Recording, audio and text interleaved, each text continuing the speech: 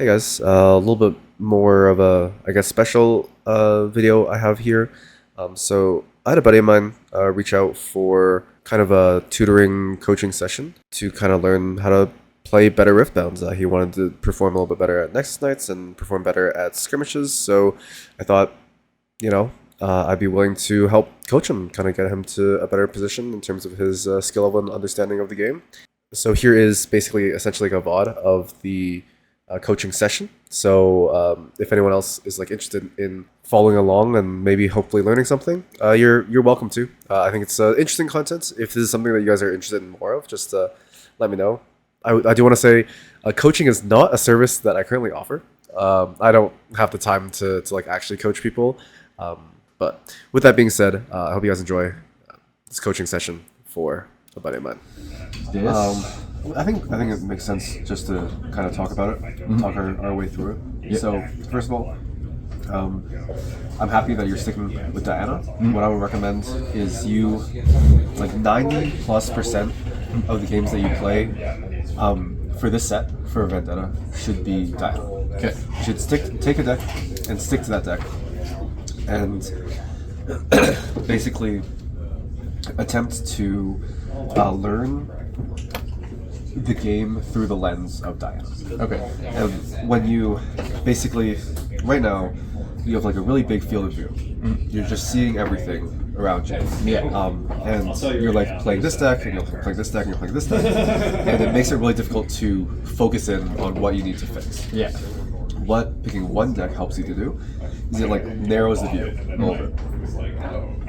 It's like looking through binoculars or like through a microscope. You know? Yeah. You get to start looking. It's like, okay, what am I doing wrong here? What am I doing wrong here? What is bad in this matchup? What is bad in this matchup? Tunnel vision. Yeah, and what it helps you do is, let's say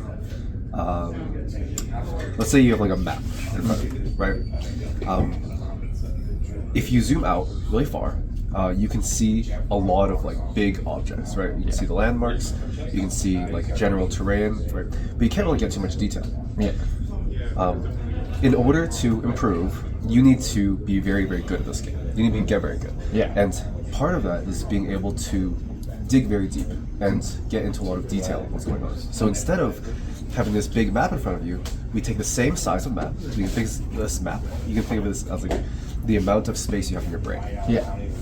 You zoom in, and instead of having like a whole world on here, you have like just a city, or like just a house, or like just a room. Small. Very, very small. And what you can do is, the smaller this is, the better you can see the details. Yeah. Right? So you can see, like, oh, this table, this crack on the floor, things like that. And what playing one deck allows you to do is it lets you start looking at the game at a deeper level, faster than if you played the same, played a bunch of different decks. Right? So, when I started playing this game, I played in Origins, and I only played Victor. I think I had 150 matches of Victor, and 5 matches of Art. And that's it, for all of Origins. So, trying to learn this game through the lens of a deck is very, very good, because then you get used to seeing all the different levels. Yeah. And then as you zoom out and start looking at other decks, you can be like, okay, so at this level, what am I looking for? Yeah, at I this can kind level, of expand my knowledge step by step. Yeah. Yeah. So Diana's a pretty good deck to learn. She is very, very difficult though. Yeah, a lot of thinking. So what you'll notice with Diana is that there are times in which you make one mistake and you explode and you lose. Yeah. And that is Falling Star? Yes, you get Falling Starred, you die, you like commit like just a little bit too hard onto a battlefield, you spend just like a little bit too much mana. For example, like this Diana ability, there are times in which you should decline this ability. Because I don't want to pay the one, right? Exactly. There are times in which the one extra mana is very, very valuable, right? And this is like the type of intricacies that makes the Diana deck very, very difficult. And you have to be very, very intentional when you're playing the Diana deck. Know when to say yes to the Diana, basically. Yes. Like this is an example, right? Like the Diana deck has so many different options that you can do that you need to be very, very aware of what your opponent is doing or what your opponent is threatening, and how you can answer that. Okay. What can you answer? What can't you answer? How do you like make it so that one, like if you can't answer something, you make it at least more difficult for them. Right. Then, you know. Like I remember the other day, 2 weeks ago when we played on Nexus.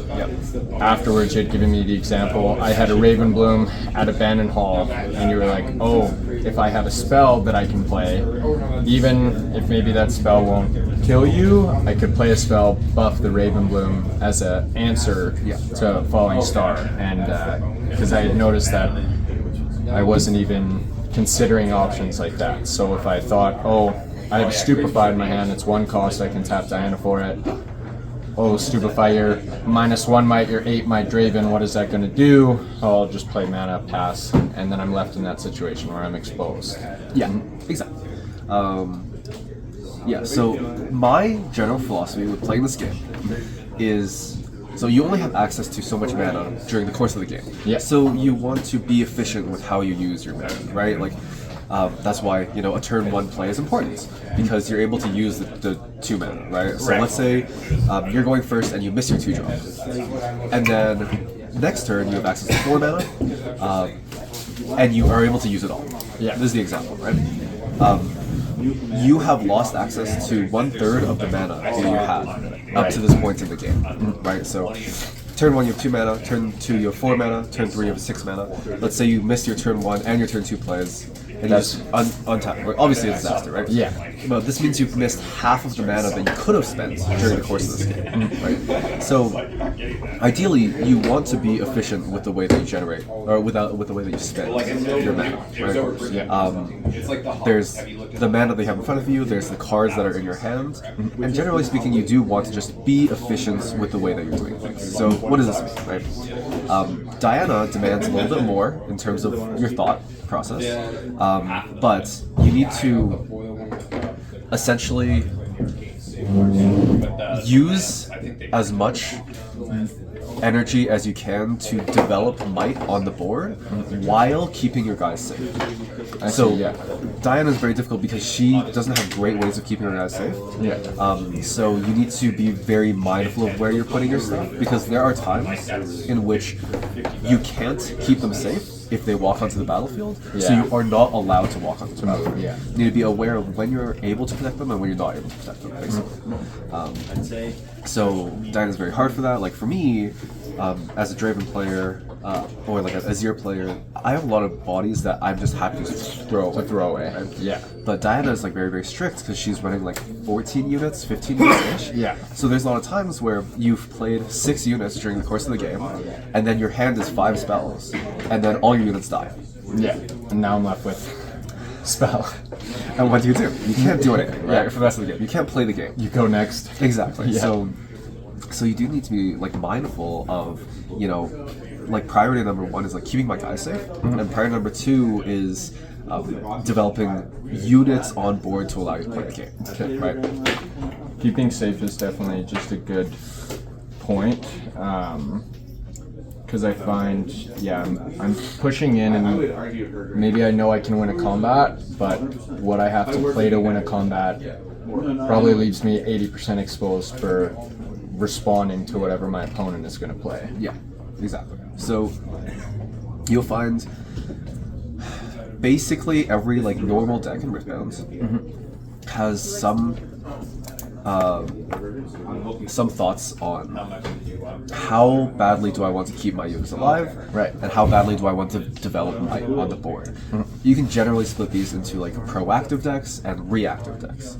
So Diana, Irelia, these are like reactive decks. They're really like spell slingery, like really difficult kind of decks. And then the proactive decks are like the aggressive decks, so like Rek'Sai, Draven, Azir. These guys, these guys that just like, I don't have great options in terms of my ability to win combats through just like playing spells. So instead, I'm going to win combats by just putting dudes on the board. You know, like if generally the way that this works, like the reactive versus proactive decks, is the reactive decks have very good ways of paying off being patient. Right. In this game, it's very easy to attack in. It's very difficult to defend. So what the reactive decks say is, I'm going to put a very, very efficient unit onto the battlefield and keep it alive, and it will be able to go around and kill everything for the rest of the game. So Irelia does this by the Irelia unit. She just walks around and kills everything, and then Diana uses Hui and just walks around and kills everything. Right? Yeah. So this is like a reactive deck, and Hui and Irelia are extremely efficient units, right? In terms of like, oh, I can cash these in, like using the spells in my hand, I can cash these in, and all these spells are like fantastic. Like each one of them kills like 3 units. It's awesome. It's like plus 20 might, you know. I'm gonna like, move away from base and ride the wind, and now she's gonna move 3 times. Exactly. Yeah. Yeah, and then I'll be like Moonfall and kill 3 units, you know, so Like would it be correct in thinking like with the reactive decks, like I'm gonna have like win con card units that like I need to keep alive, like way Thousand Tail, stuff like that. Like so essentially like I need to protect those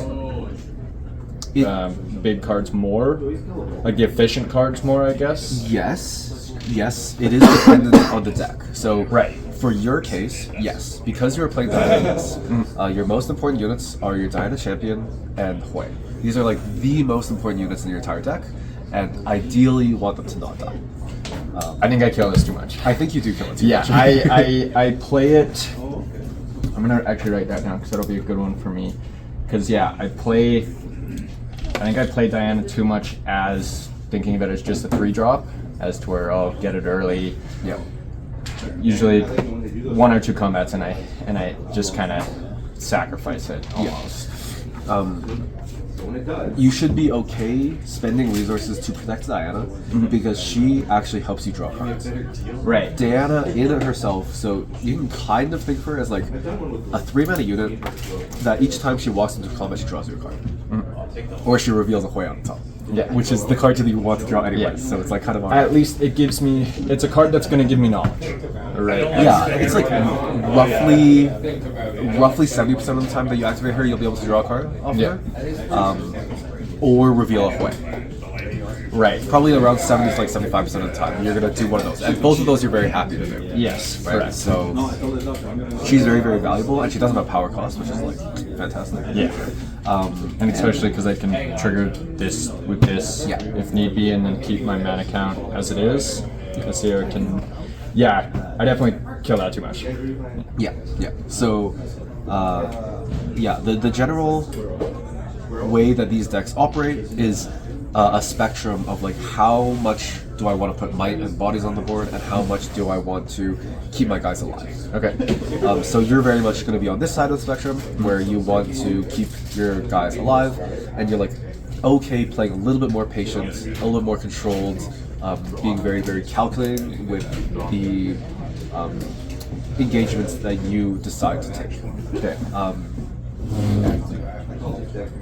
And you have tools for every matchup. So Diana's a good deck because she mostly has tools for every matchup. Correct. Yeah. She is allowed to play fast when she needs to play fast, and she's allowed to play slow when she needs to play slow. So this is why Diana last set was a very, very good deck, because you kind of play both ends of the field, right? Yeah.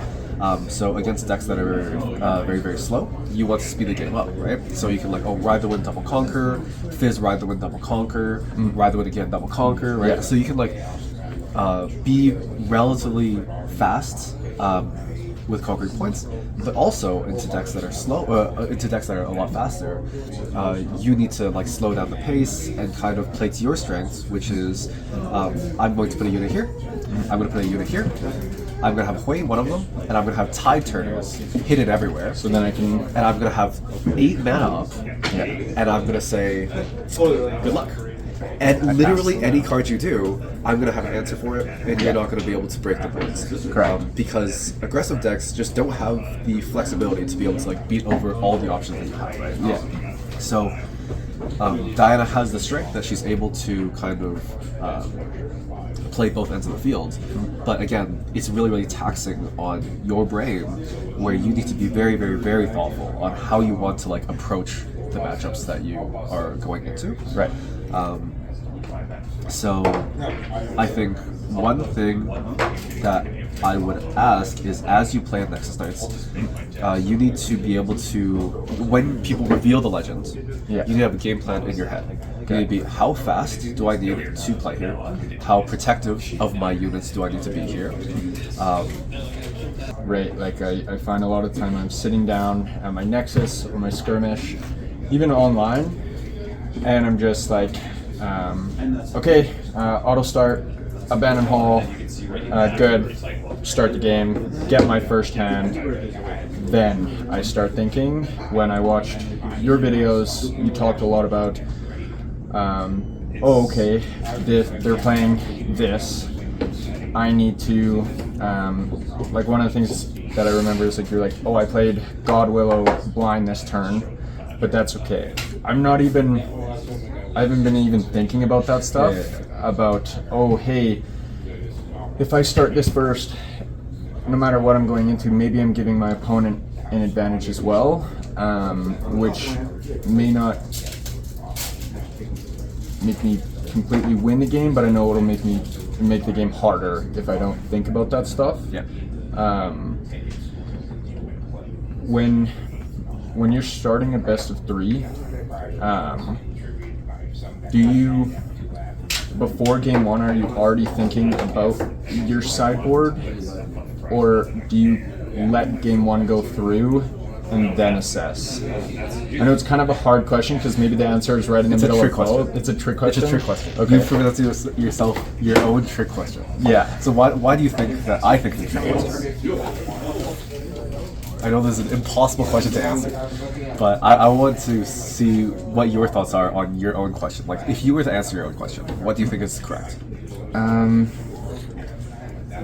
I would think majority, yes, you should think about your sideboard even before game 1, because for certain matchup like Azir, who's like super gear intensive, and like Mel, Diana, who are super spell intensive, like I know I'm gonna want gear removal or maybe like an abandon in, but at the same time my brain wants to tell me no, don't think about it at all, because in a best of 3 game 1 you can't even touch your sideboard, right? So I would say you can't touch your sideboard before game 1. Yeah. So then, do I just not worry about that? I guess I just wouldn't worry about it. So here's the answer. Okay. Here's the reason why it's kind of a trick question. I think about my sideboard before I sit down. Before while I'm building my deck, is when I'm thinking about my sideboard. Okay. So I've been working with somebody. Oh, my phone's up here.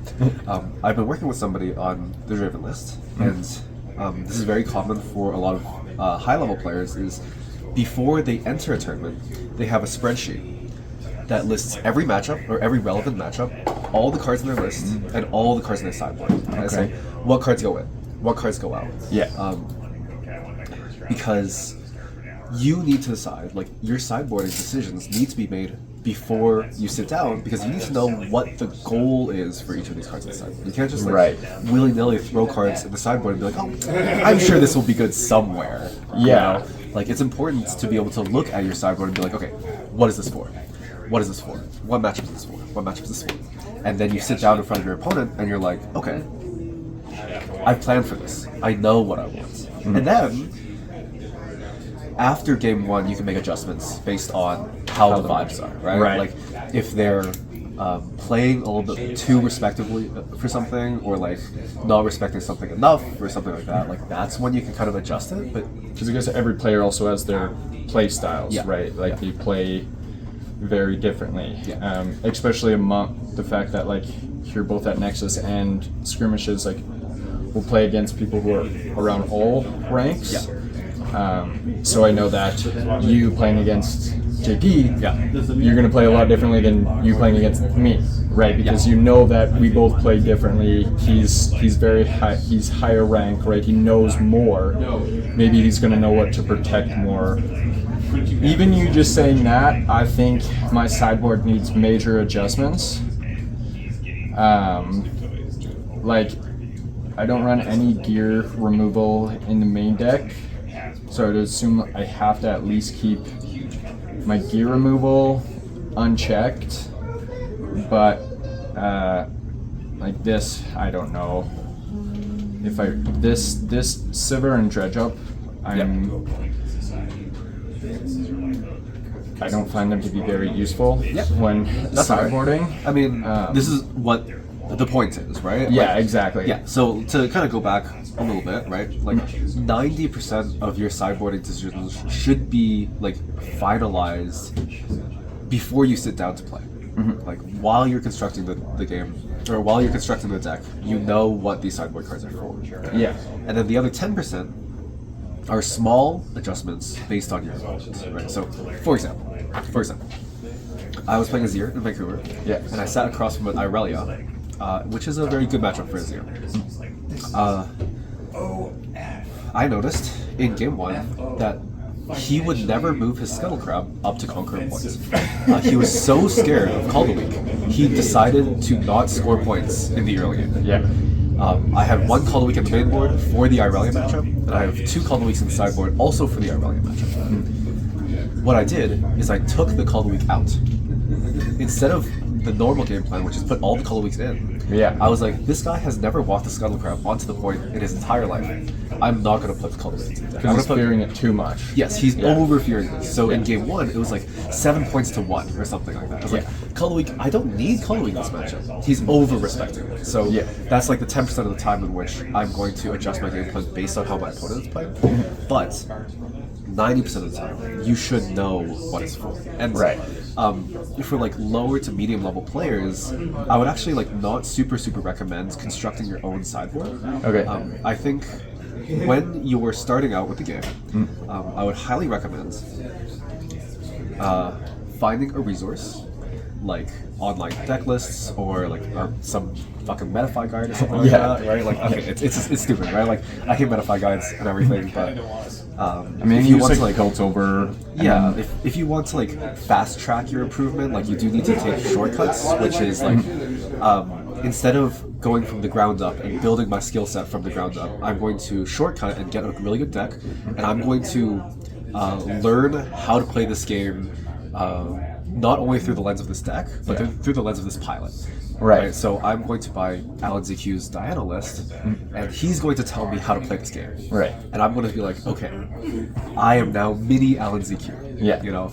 I'm going to try to play like him, respond like him. Yeah. And then once you kind of get a better understanding of like how the deck, like how he envisions the deck, then you can start piloting it in a way that makes the most sense to you, and then you'll be able to think about like extrapolate, right? So it'd be like, okay, so the Alan ZQ Dino list had 2 pieces of gear removal in the main board, even though there are a bunch of matchups where gear removal is not really good, right? Like, he had 2 copies of Acceptable Losses, and Sivir was a really good Aurora deck. And Acceptable Losses doesn't do anything for Sivir. Why is he okay with having a bunch of dead cards in his hand, right? So, in his guide, you know, he'll tell you, like, oh, what are these for, what is this for, but like, essentially, you get to skip the, I don't know what half of these cards are doing inside of my list. You get to skip that part. And then you can go straight to the part of, I know this deck is good. I don't have to be like, not only can I play the game, when you're playing the game, you are always going to question how you're piloting this deck. And be like, man, am I playing this right? I don't even know if I'm playing this right. I think I'm probably playing this wrong. Right? The second portion that now you no longer need to worry about is you don't need to say, is my deck good? Right. Because you already know the deck is good. So anything that goes wrong, you can be like, okay, it's my fault. User error. You know, like, I'm piloting this deck wrong. So I just need to worry about like, okay, what are the literal decisions I'm making inside the game That's causing me that to are causing me to right? I don't have to be like, man, is this card correct to be my deck? Like, I don't know, like maybe it's not correct, you know? So generally speaking, it's nice to like buy these guides, even though they kind of suck, to get like a really good foundation and like starting point, and then you can focus 100% on what you can do to improve your gameplay, right? Yeah. It's like any trading card game is deck construction is like a big portion of like how to get really good at the game, right? But it is secondary to the actual playing of the game, right? So you think about like football. Football is like a very strategic sport. Like there's a lot of strategy and stuff in football. But if you weigh like 30 pounds, you're not gonna. If you don't have the physical stats to, there's like a literal baseline of like being able to function before you can like move on to this higher level. Right? Yeah. So obviously focusing on this first part of being able to pilot your deck very well is kind of the start before you start needing to think really about deck building. of course. Yeah. All right. With that being said, we can probably play a practice game. Okay. And then we will play with open hands. Yeah. And then we can just talk through our decisions and stuff like that. I'm gonna play a deck that doesn't matter. I'm gonna play Shen. Yeah. Because this deck. Armpit Shen. Yes, we can play the Shen. This deck sucks. And it's like a bit of a strange deck, but Diana is going to have a lot more things to think about against like green matchups because of Defy. Yeah. So it's probably something that's worth thinking about. Yeah. Right now, my personal most hated matchup is the Irelia. Yeah. That checks out. I mean, that's most people's least favorite matchup. Yeah. No, that's what JP was playing on Wednesday. Yeah, and my good buddy plays it all the time, so it's like all he plays.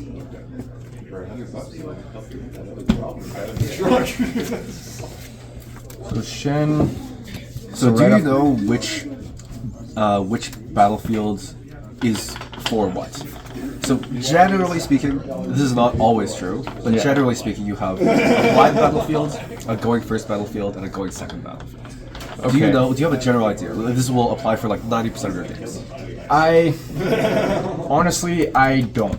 Okay. Like my usual starting two will always be between Targons and Abandon. Okay. I don't know how much I even like the Rockfall path. It is super helpful just because of all the ambush and like all that sort of stuff in like orange and red decks. Abandon Hall, I seem to always choose to go first simply for the benefit of the Ravenbloom trigger, and the Ravenbloom being a 2-drop, hoping to get that early kind of benefit. But honestly, no. Okay. Yeah. Okay. That's all right. So most of this comes down to deck construction and like putting together a narrative for your deck. Right? Okay. So when I'm talking about my deck, I'm going to be talking about the game plan. Yeah. Right. So this is like constructing a narrative on your deck. How does this deck want to function? What are the goals of this deck? And how does this deck achieve its goals? So, for example, my Draven deck is I want to win this game by developing light onto the board and forcing my opponent to interact with me in combat so that I can leverage my card advantage to win the game. Right. This is like the general narrative for my Draven deck. And then battlefields take part in this. And battlefields have varying levels of usefulness based on if you're going first or second. Right. So there's 3 different battlefields, right? There's your dedicated blind battlefield, your dedicated going first battlefield, and your dedicated going second battlefield. From like a very bare bones deck construction standpoint. Yeah. Right. So your blind battlefield is going to be a battlefield that you don't care if you go first or second on, because it's just generically good. It's an effect that is going to slightly favor you, because of like the quirks of your deck being unique. Right. So those are kind of the 2 different blind battlefields. So blind battlefields are turn agnostic, so you don't care if you go first or second. or they just like, and they like always are slightly favorable for you. Either slightly disadvantageous for your opponent, or slightly advantageous for you. So does that mean in my current situation with the deck that I'm running right now, that Abandon Hall for the majority of situations would be my first, but if I'm going into someone that I know uses spells, is that when that kind of changes? So the Diana deck's a little bit weird because it actually is like kind of actually allowed to play whatever it wants. Okay. But like these two battlefields are the ones that you're kind of happy to go blind. Okay. The reason Rockfall is good is because on average it's going to disadvantage your opponent more than it disadvantages you. Right. So you can think of a deck or something like Sigil of the Storm for control decks, right? Like I'm not conquering with a control deck, so on average my opponent is going to have to conquer. So Sigil of the Storm is just always going to just Or like Forbidding Waste. It's like when you defend here alone, -2. you get -2. It's like if I don't plan on being here alone, then at some point my opponent is probably going to be here alone, so I can take advantage. So like if you're running like Shen, something like that could be more useful for you if you're looking to kind of sit there with tank maybe. Exactly. Right. Or like Rek'Sai or Victor, which like don't care about holding at all. Yeah, and usually have a lot of units to print, right? So Exactly. if they want to throw 2 1s on that, they can. Yeah. Yeah, okay. So having a battlefield that is generally disadvantageous for your opponent is a very reasonable blind battlefield. The other type of blind battlefield is something that other legends don't get to use. So this is my blind battlefield as Shen, which is units here with tank, have +1. Okay, how many tank units do you have in your deck? You have 0 tank I have units. 0. Yeah, right. And that's going to go for a lot of decks. I have every unit in my deck is a tank unit. Yeah. Right? So this is a blind battlefield where I don't care if I'm going first or second, I will always get more advantage on here than my opponent. Right. Because especially with Shen, you can just tap Shen, right, to then make it tank. Exactly. And then now you get the +1. Yeah, so I just walk on here, and then this is just a tap, give something +1. It's like a half a mini Yi. Yeah, exactly. And it can be done on offense as well. Yeah, which is that, nice. yeah, that's right, with the tank, yep. So this is blind battlefields. I see. So we also have our going first battlefield. So this is my going first battlefield. So what do you think are characteristics of going first battlefields that make them good? I would have to, if I were to guess, I would say you want your going first battlefield to be something that's going to give you more of a win con in the game, but also something that you know won't allow your opponent to kind of push you out. But once again, I would have to say that I don't fully know. That's all right. That's all right. You're close. You're close. Okay. Generally speaking, going first battlefields are battlefields that are extremely, extremely strong if you can get on there first. Okay. If you can get on there first. And what does going first allow you to do? It lets you get onto the It lets you get on. Yeah. Generally speaking, point. it lets you get onto the first. So that's really good. It's going to be a battlefield that's going to get you that benefit right at the start of the game, right? Exactly. Yeah. So, when you can get onto these first, you get way bigger of an advantage, and you risk less from your opponent, like potentially going onto you, right? So, like if I go blind and I lose the die roll, my opponent could walk onto here and I'm like kind of screwed. Yeah. Right.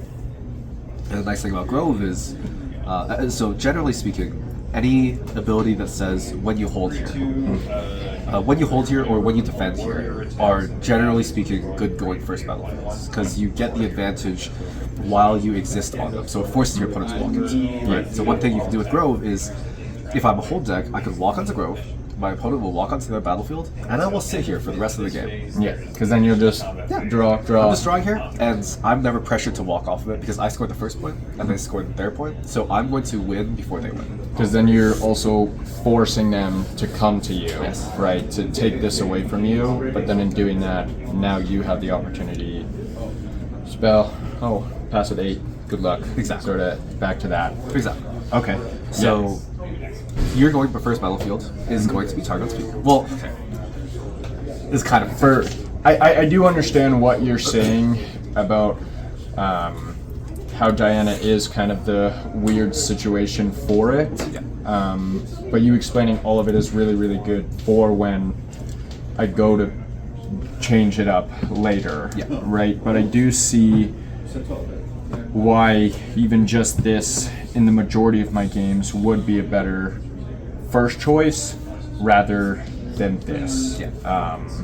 Just looking at it at a blanket view. This is like from a base fundamentals. This is like the advice that you can take to get like 60% of the way there. And then like the other 40% is like a bunch of random nonsense. But like generally speaking, if you want to get to like the roughly average or slightly above average level, these are kind of the base fundamentals, right? So and this is perfect. Like this is exactly what I was looking for. Just want because this is my first TCG. And I only learned through my friends who are it's also their first TCG. Right? So it's like we still play so many games where we're just Googling the rule book to make sure the most simplest things are correct. So it's like all of this is already been awesome. I mean, I've already got a full page of things just to keep thought of. So no, this is good. So then would that mean, and once again, weird with the Diana, like what? So what you'll see a lot with Diana is they'll do Abandoned Hall going first, Targon's Peak blinds, or Dark Rockfall blinds, depending on their matchup. Is like generally the way it works. Okay. But if I were playing Diana, I would play Rockfall blinds, Abandoned Hall second, and Targon's first. Okay. That's what I would personally do. But I don't play this deck, so I wouldn't really know. Right. All right. So this is our going first battlefield. All right. So what are the properties that you think are like make a going second battlefield good? Like what do you want from the going second battlefield? Going second as if like I've lost the first game. Or like you won the previous game. Okay, I won. So So your I'm opponent is going to be going first, and you will be going second. Most likely. Well, the first obvious one is I should think about the fact that I'm going to have one extra mana. Sure. Going second, so it would open up opportunities like for my Diana deck. I know I'd guaranteed be able to play my legend, so maybe I'd probably want to play something that I know I can get out to like my second turn to then benefit me, but I would also have to assume that I want my going second battlefield to be a disadvantage to my opponents. Sometimes. Okay. Generally speaking, going second battlefields have two roles. Number one, you don't want it to advantage your opponent too much. Okay. If they are choosing to go your battlefield instead of their own going first battlefield, that probably means something's wrong. Yeah. That means you're giving them so much of an advantage that they would rather just take your battlefield. Because they're also going to pick a battlefield that's good for them, right? Exactly. So if I'm giving them one, Yeah. now they have two. Exactly. Yeah. So for example, I was running Targon's Peak as my going second battlefield last week. Like in my videos, I had Targon's as my going second battlefield. That shit was horrible because I think you even said that in the video. Yeah. My opponents would walk onto Targon's, and then I wouldn't be able to walk onto either battlefield because they can go into Targon's, develop might in their base, and then pass with 2 runes up, and I can't walk here and I can't walk here. Right. And so Targon's really screwed me as a going second battlefield. Yeah. I hated my life. So yeah, that's the first purpose of a going second battlefield, is to not allow your opponents to get more value from it than you are. Okay. And if they are getting value from it, it's like a very minimal amount of value. So you can think about something like Zon Warrens, where you just like discard draw, and like everyone gets to discard draw. Everyone gets it. Yeah. Candlelit Sanctum, where you just like look at the Reveal top two, the- and then you just like put them on the top and the bottom. So like relatively minor beneficial effects that your opponent is probably not going to prioritize because they're going to go into their going first battlefield, and then you go into here, and you get like the minor beneficial effect. And it's like fine. Yeah. The second thing, ideally, is it helps you stabilize the game. So, what are like some of the downsides of going second in this game is you are more vulnerable to getting your units removed. Yeah. And your opponent is going to have more cards and more more points than you, for the most part during the course of the game. Because the majority of the time, they're probably going to put a 2-drop first turn, Yes. and they're going to get to start the point, right? Part of the problem with this is your opponent draws on their first turn if they're going first. Yeah. So they're always going to be 1 card up on you. Not only this is, my opponent goes first. He has access to 2 mana. I go second. I have access to 3 mana, and I spend my 3 mana. Now, on turn 2, my opponent has access to 4 mana. Or tap that. So, when I'm going first, in the first 2 turns, I have access to a total of 6 mana during my turn.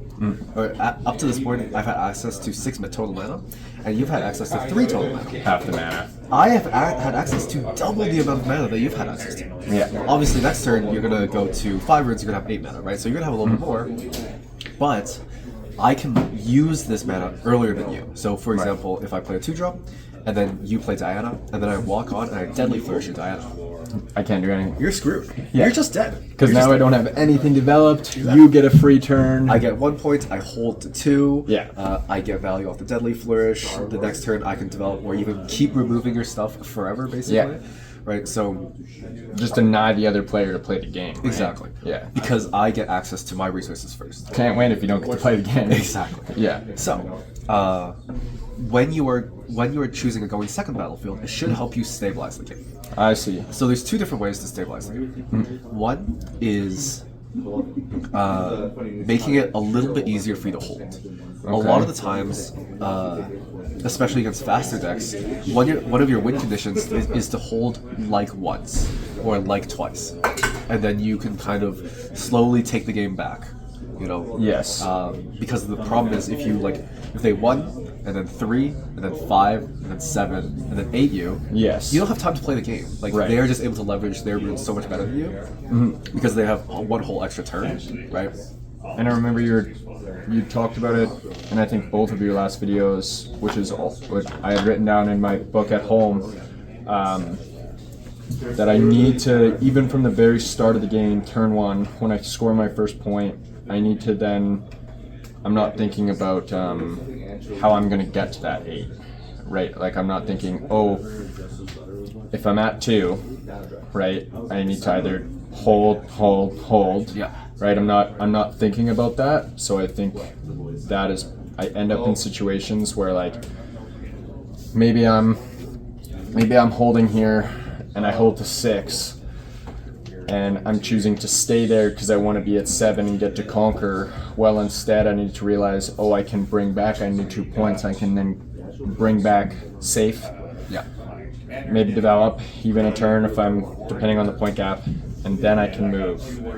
So I would assume that is also going to kind of take part in the stabilizing, right? Like just like you said, oh, maybe it's easier for me to hold here, so I can go up, I can hold, now I'm at 2, come back, and then I can start going. Yeah, exactly. So, stabilizing the game. Part of it is holding, like helping you hold so you don't get run over. Second option is punishing your opponent from going onto here. So let's say they go 1, and then you go 1, and then they go hold to 2, run onto here for 3. Yeah. Now you can punish this unit that's here. Okay. Because they're like slightly overextending this unit. Yeah. That's like one option, right? So Vilemoth's Lair is like a going second battlefield. Yeah. The other option is help you take back a point. So Star Spring is my going second battlefield prediction because I can play a unit here, bounce it back, and then walk onto this. And then it's ready. Yeah. So it helps me kind of reroute my units in a way that is helpful for me as a going second player, because at some point you need to interact with this battlefield because you're down 1 point. Right. So another example is like Windswept Hill is like a going second battlefield because you can start off here, hold here, and then go onto here, and you can just do whatever for the rest of the game. Because that is kind of where the point symbol flips if you're allowed to go from here to here. So this also helps you stabilize the game. Right. So that's kind of the general philosophy for how you select your battlefields when you're building a deck, which is your blind battlefield is something that benefits you more than your opponent in basically every scenario, and you don't really care if you go first or second. Your going first battlefield is obviously something that you want to go first on, something that you want to get to first that gives you the best advantage to actually be able to win the game.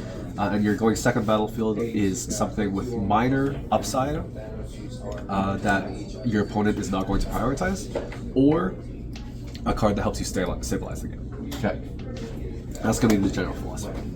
Again, Diana's a little bit weird, but it is something to think about, because there are going to be times when you need to play Abandoned Hall going first because you can just sit on there for the entire game, and there's going to be times where you need Target on Speak going first because you need the 2 extra mana, and you can't risk your opponent getting 2 extra mana. So Right. kind of think about it like that. So like so like these are always going to be kind of options for my blind.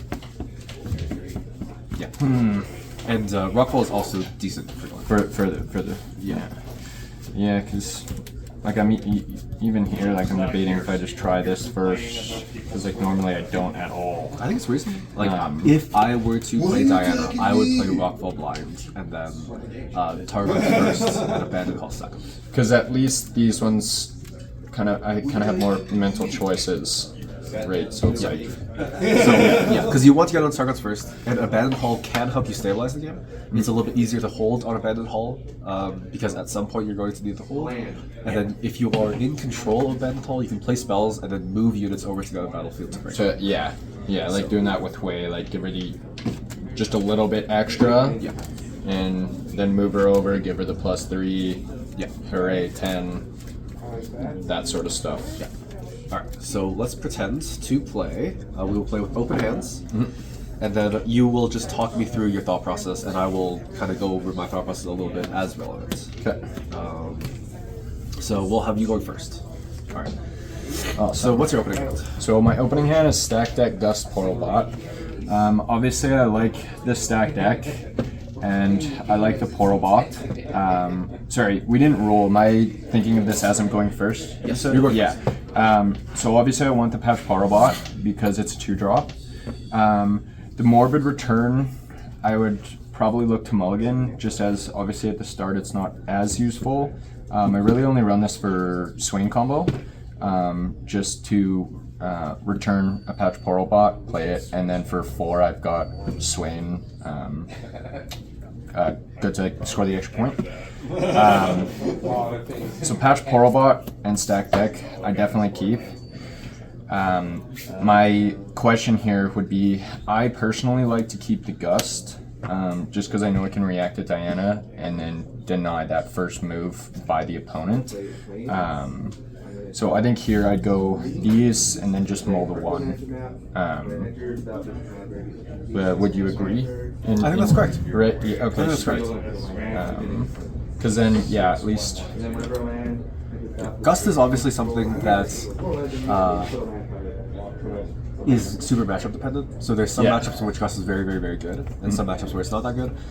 In the Shen matchup, this deck sucks so much that like it doesn't really matter. But generally speaking, yes, especially against these like decks that like to hold and have a little bit of difficulty walking onto points, then Gust is a very, very good card. So Okay. I would do that. So I'm gonna mulligan this card because it doesn't really matter, and then you can go first. So I'm just gonna play it like this to make Yeah. my life easier. So I'll start channel 2, draw for my turn. So very, very spell heavy. So obviously here I just play the Patch Portal Bot and pass. Sure.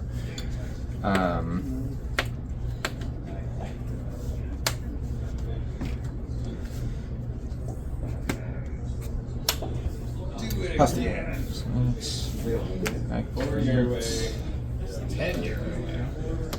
Channel 2, draw for turn. Yeah. Alright. So what are you thinking about?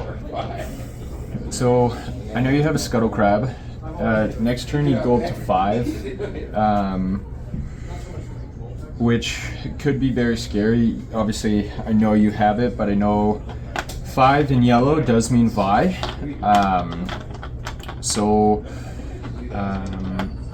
I know you could go up a lot. You could have stuff like a Discipline, which is a +2. You could even play 2 of them to get 4 to get over the Poro, and then draw 2 cards as well, which wouldn't put you in a bad position. I know you may also run Call of the Week, which could allow you to kill your Scuttle and see my hand. What I would probably do first is I would move Patch Portal to Rockfall, because then I at least know that he's safe from Vi, because I can't be ambushed there. Upon moving, I would tap Diana and play stack deck. So then we'll go through that.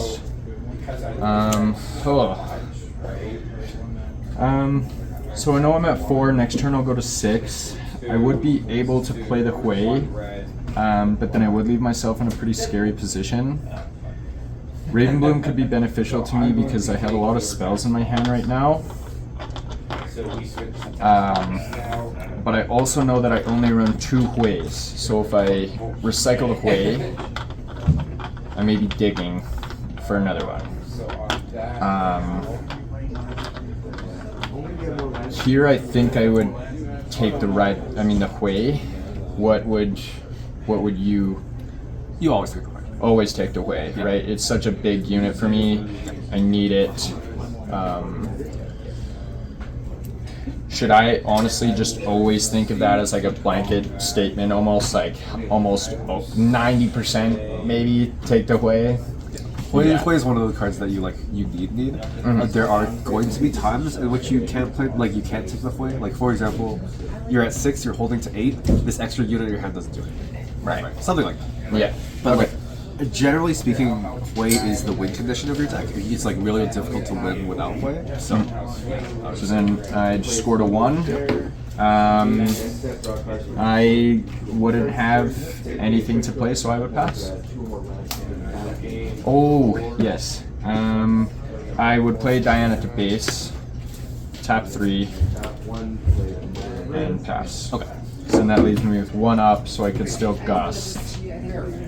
So were you thinking about playing Hui? Were you thinking about playing Diana before this? If you choose not to, or you just forget? I thought that I shouldn't play Diana in case I needed to play Eclipse. Okay. But I guess I should really think about, you would have to play all your mana pretty much to get up above my Pachporo, which would then, I would have to play Eclipse or Card Bargain. So yeah, I guess I was more so just trying to think, keep mana for these in case you try to push up and over. Sure. But also your Shen, and it's a Scuttle, so I should probably just... Yeah, so this goes back to a little bit what I was saying of the reactive versus proactive. When I was talking about the reactive proactive stuff is usually the general philosophy is always going to be, how do I generate the most amount of might or the most amounts of value while keeping my things alive.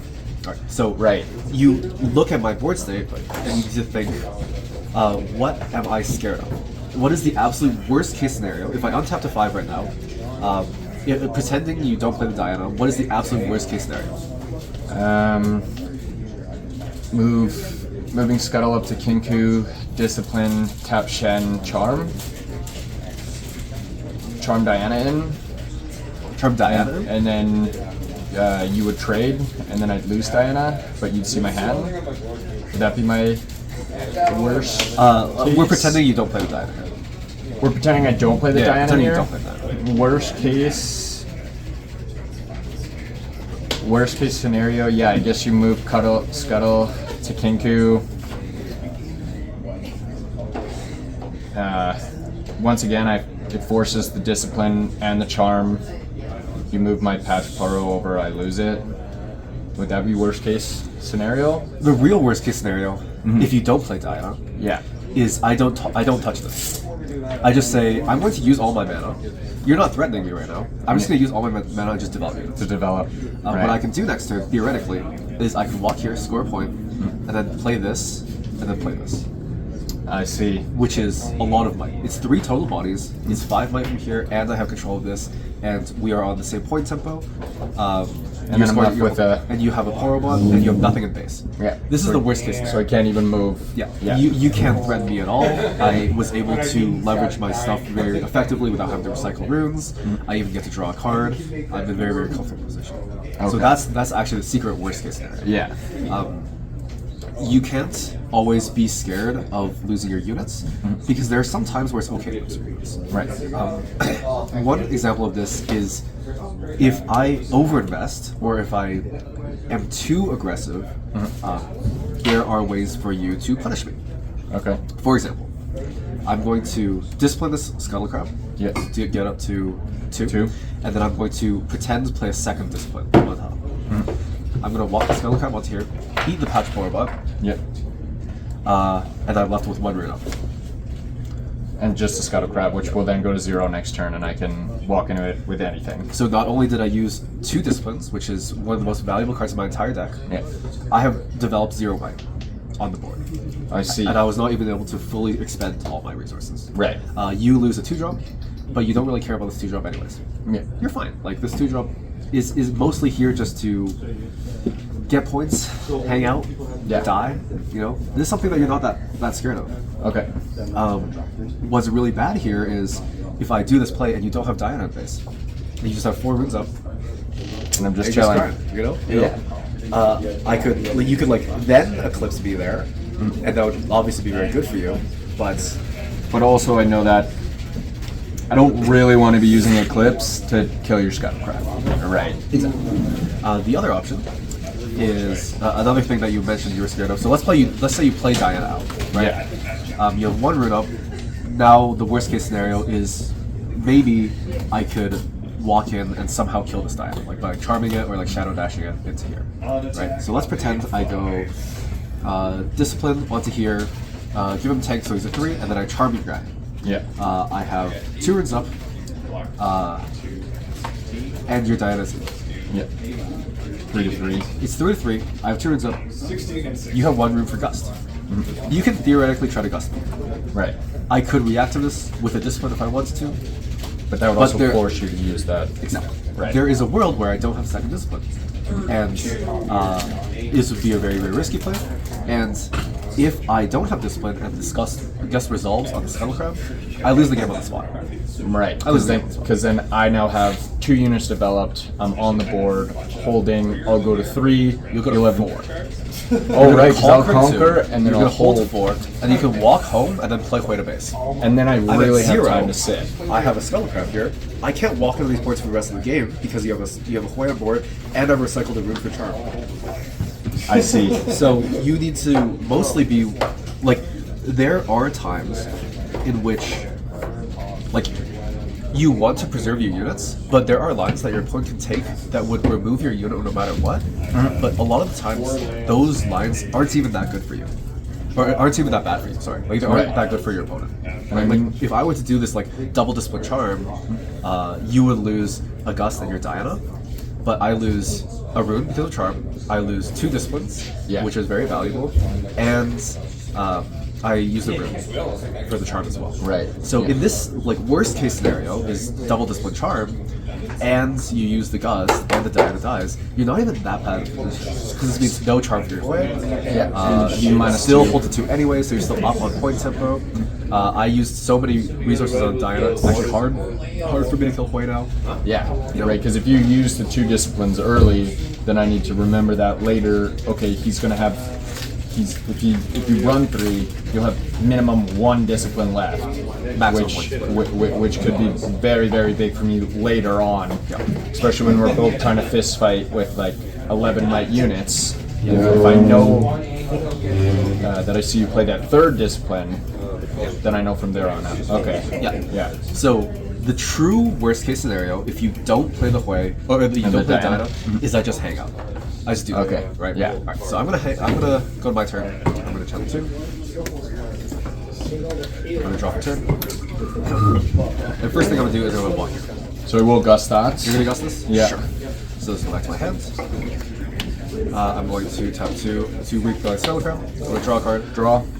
And then I'm going to tap 2, and I'm going to play the 1 for this, and then I'll pass 2. Okay, so then I'll awaken. I would hold to 2. Ready my runes.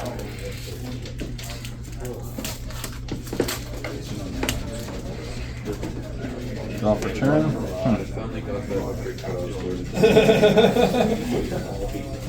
So what is going to be happening next turn? So you're going to have a 0 and a 2, and you're going to have 7 mana. Up, you currently have 1 to react. 1 in green could always be a defy.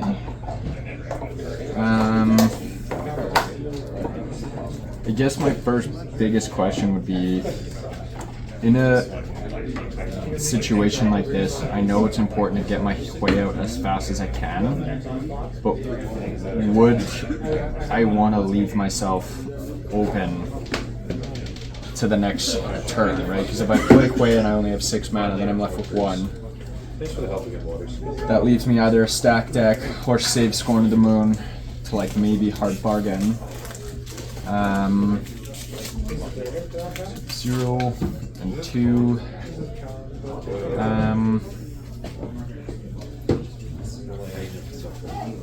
So you want to play the fight here. All right. So let's think this. Let's think this way. Yeah. How can I kill this way? What are the options that green yellow has to kill this way? So you couldn't Call of the Week because I have 3 bodies on the board. I would have to say it'd be like Charm and Vi would be like the first thing I guess that would pop into my head. That would be 6. You're going to 7. I guess that would kind of put you out. It would only leave you with 1 mana.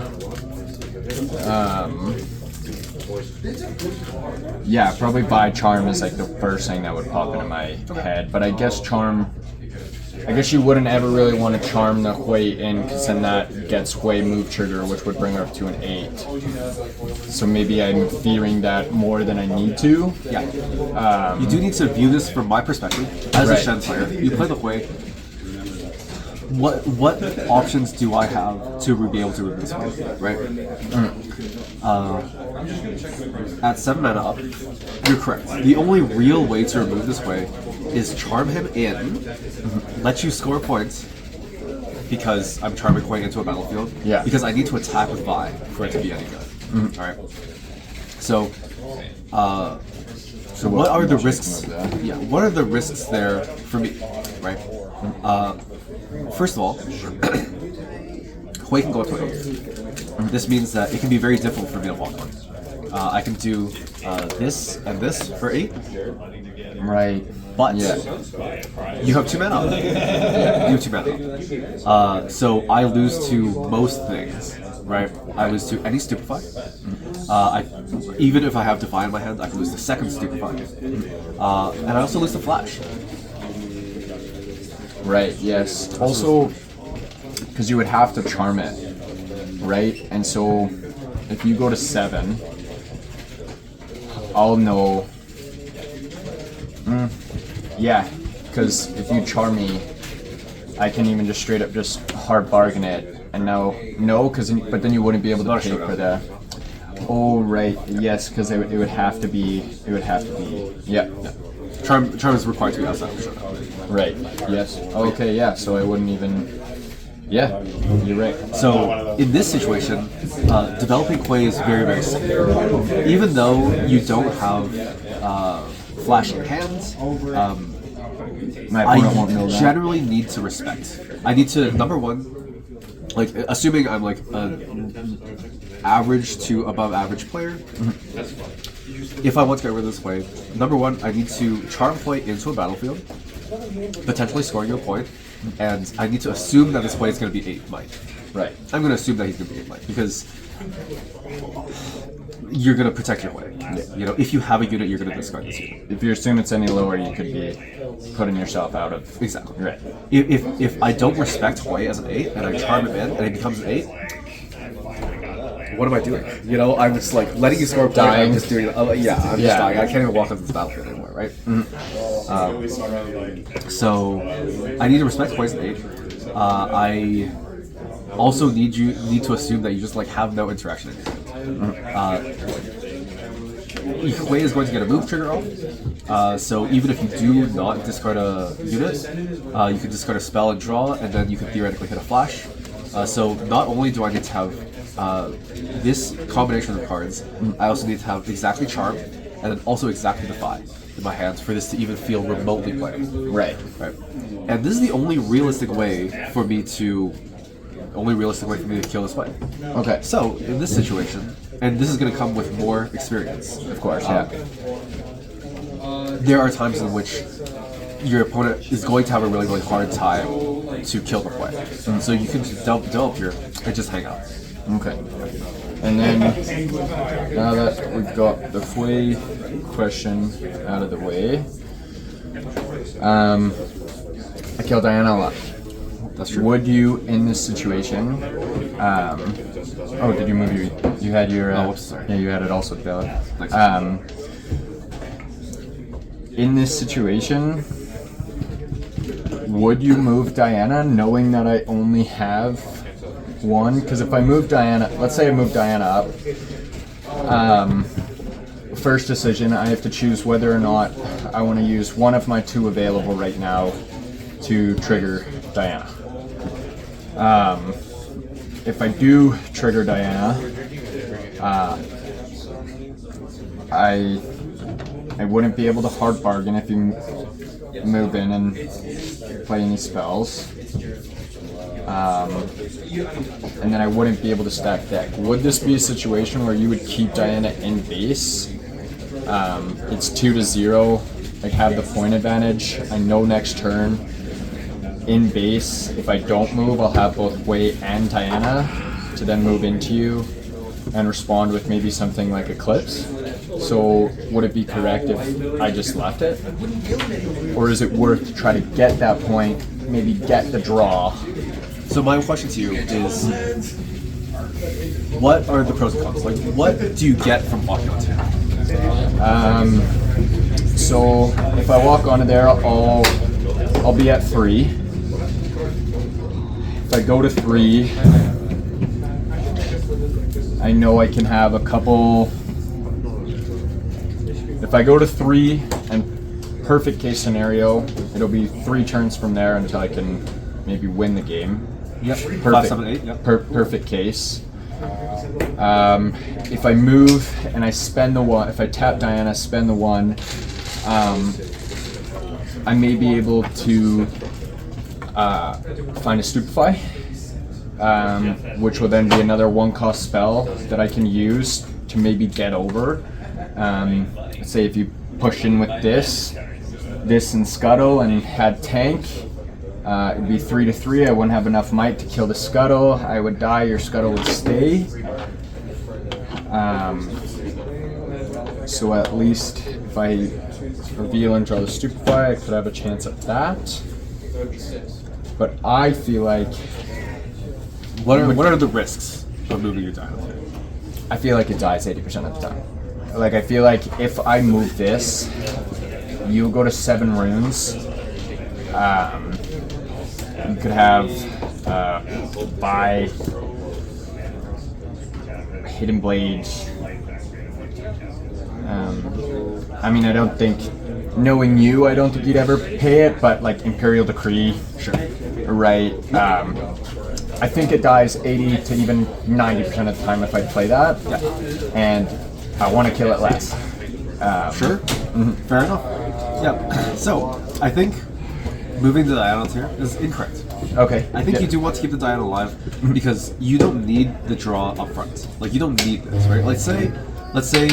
Let's pretend you're running retreat in the list. Okay. right? Yeah. Let's say I'm playing a red deck and I really think this play is going to die. And I'm like, I developed it, and my opponent is looking at their hand and be like, you know, they have falling side of their hand, right? Yeah. So it's like, okay, I like desperately need a way to protect this play from dying.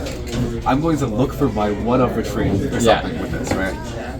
That is theoretically something you can do. The problem is, I have a very, very easy way to kill this Diana without risking myself to basically all of your interaction. Yeah. With 1 mana up, it's extremely easy for me to kill this vibe, or this Diana. Yeah. Do you see the line?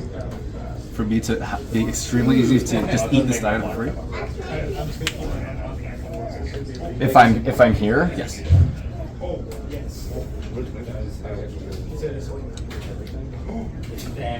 I mean, is it not just a discipline? It's more than a discipline. More than a discipline. It's better than a discipline. I don't Sorry. see why. It is the discipline. Yeah. It is the discipline. But I can discipline this, go to 4, and then tap this and go to 5, and I can walk on here. And then if you stupefy me, it still eats this regardless. The stupefy does nothing, and the gust also does nothing. And then you winning the combat would empower you, making Yes. making you +4 now. Yes, and then it runs the risk of after see. this is a 6. Yeah. I can walk this on and shadow dash your Hui onto here, and then Hui gets eaten. Because then even with my 1 rune, There's nothing. There's nothing I can do. Yeah. I'm stack decking there because I'm scared and Look I'm for anything. look for anything, right? Exactly. I so, see. So I have a 1 card out that is extremely, extremely good for me that I'm super happy to play. They also draw. I also, I draw Yeah. off of, and it also leaves you susceptible to the charm line because it lets me get double value out of this one. I get the value out of walking and killing a Diana, and I also get the discipline value for the charm. Right. Yeah.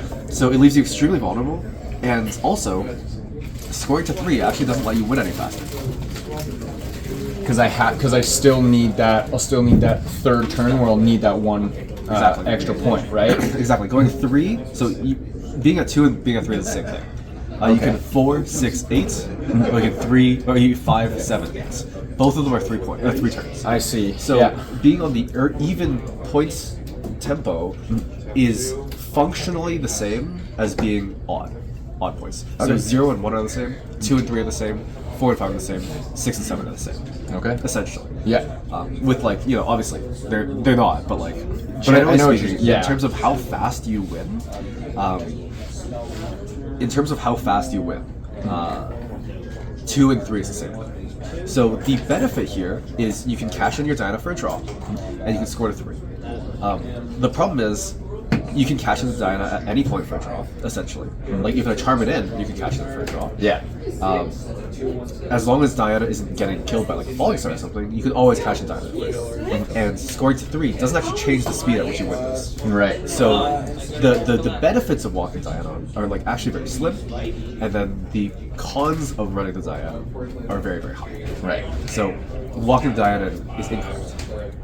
And then, last question before I would pass here would be, I'm at 2, just like kind of how we just went over. 2 and 3 are borderline almost the same for at least getting to the 8. Considering that, then would you also retreat Porobot to base, or would I maybe leave it there, and that way you at least don't get a free conquer? So what do you value more? Do you value me being less points than you more, or your body on board? Considering how many units I run, I think I value the body more than you getting like a free point.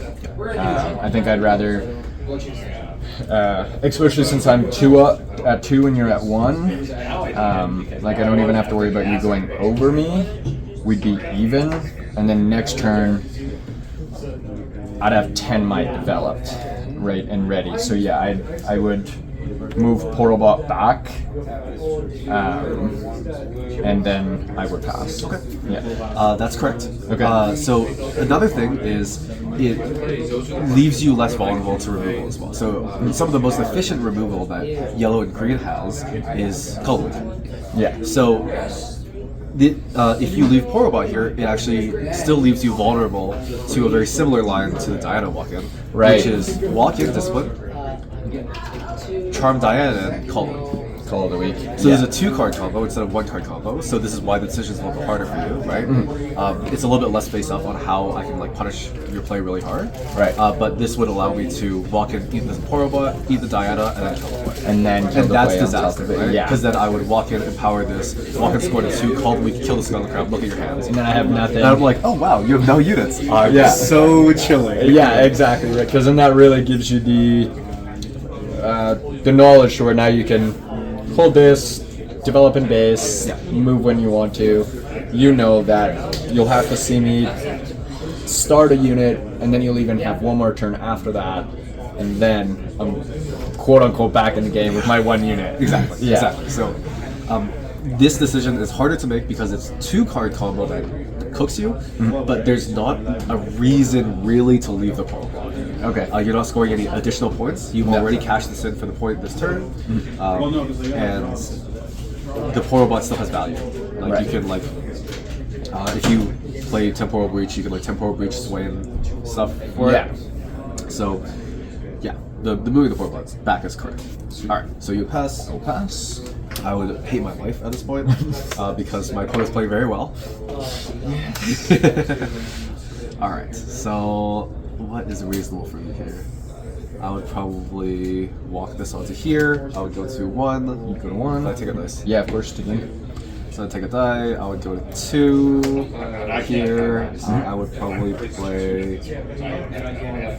a Scuttle Crab here to draw.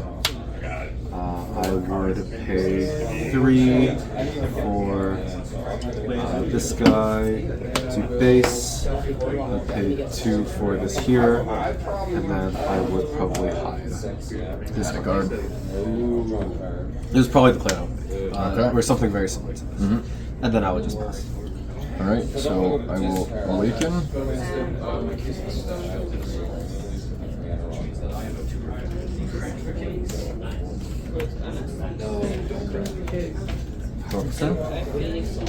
Oh, awesome. That's pretty good. Okay, So now what are we thinking about here? looking on the board, you're tapped out. The hidden card could be scary because there's a few options. Like obviously Hidden Blade, back off. Even Resonating Strike here would also be really scary. Pulling in Keeper of Law. So right now the way I look at it is like this is free, but it's sort of a if I take this I force to show you my hand. I know you're gonna have no reactions besides the hidden card. So it being that's a 2. Tank, it would go up to 3. I'd need minimum 4 might to push over at Temple.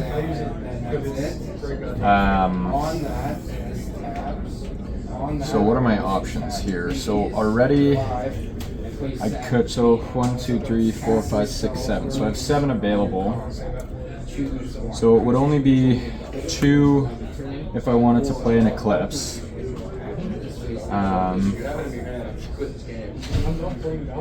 So I think first thought would be that I would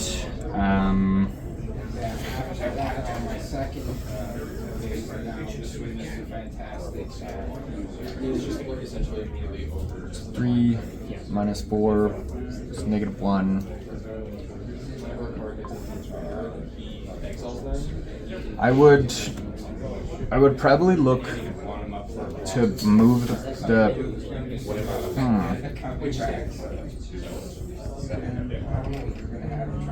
I'm telling you, I have nothing.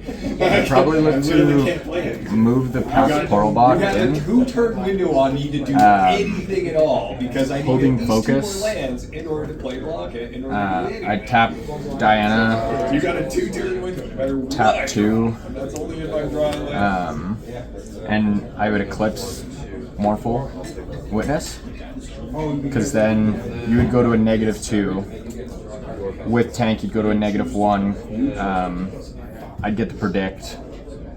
And then obviously I'd have to react to your hidden cards. But if it was anything that would push you over, I think I would just 2 for hard bargain.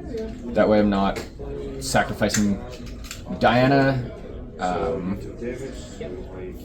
Or I would do the same play, but with Diana instead. Like if I pinged him with Blanca like that. So then I could also get the predict. That's no damage. Because I'm thinking do But if you like do separate incidences of damage, Considering I have no units in my hand, would I really want to move the Hui here? you just wasted a card and then you lightning bolt him again. You just wasted 2 points. Yeah, I think I would probably do Pluralbot as that, honestly. Okay. So yeah, would you? It's like somewhat reasonable to do this Eclipse here. The only thing with the Eclipse is it's actually a little bit overkill. You're like kind of Eclipse is a very valuable card because -4 is a lot, And especially without a minimum 1. Yeah, so there is a world where you would prefer to keep this Eclipse in your hand. So there are ways to be a little bit more efficient this turn while retaining the Eclipse in the hand. And the card that allows you to do this is Hard Bargain. You know I'm tapped out. You know, are there any hidden units that you're scared of here? No. Exactly. Yeah. So you assume it's a spell. If there's no hidden units that you're scared of, which realistically there are very, very few that you should be scared of in green-yellow. So this Hard Bargain is basically a 2-mana counterspell, period. Especially since I know you can't pay for it. Yes. Right now. Exactly. I've zeroed Defy mana up. I only have this as my only piece of interaction. So Hard Bargain is basically a full counterspell. So there's a better line which allows you to eat the entire battlefield and Hard Bargain the spell. And Hard Bargain the spell. Eating the entire battlefield, even with Shen trigger. Because I can't cast it.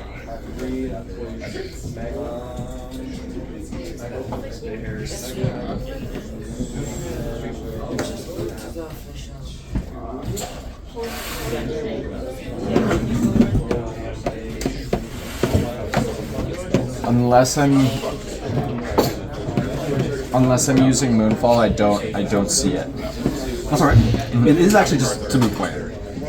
It is. So like, since I know you can't kill it, is that why I'm? There's no threat. Like I'm not really threatening anything here because you have Hard Bargain in your hand. If this is Hidden Blade or if this is back off, you can just Hard Bargain it, and then the most I can get up tier is 4, technically kind of 4, 3, 4. Okay, which is 3 on tank and it's 0 here. So you need to assign 4. Yeah, I need to assign 4. So you need to assign 4. Hui's a 5, and you don't need to get him up to 8. Instead, you can just like cash him in for card drawing. Yeah. So you can walk Hui in, you can draw, and then like discard stack deck to draw another card, and then just Hard Bargain this, and then you still have 5 mana up for the next turn. If you want for Either of these. yeah, and it would be during the showdown, so you can even use the Diana trigger. Like, Yeah, so if I untapped because at first I was gonna play the Eclipse. Exactly. Okay, yeah. So it's actually very, very reasonable. The Hard Bargain is just a full-on counterspell, and there are no lines that can exist currently on the board that threaten your opponent. The only thing you actually need to worry about right now is protecting Hui on the swing back. Like, is there a way for me to kill the Hui in return? In return. And this is something that Eclipse could be very useful.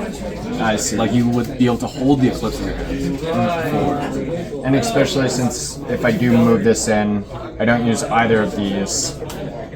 I'd lose one of this for the hidden, and then I'd still have enough mana to at least play like one of these combo pieces maybe next turn. Right? I could at least maybe deny you a spell, and then maybe Eclipse to save the point or something. Exactly. Oh, So I think that, personally, I think that is probably the better line to take. I see. Because that way, then I'm not really.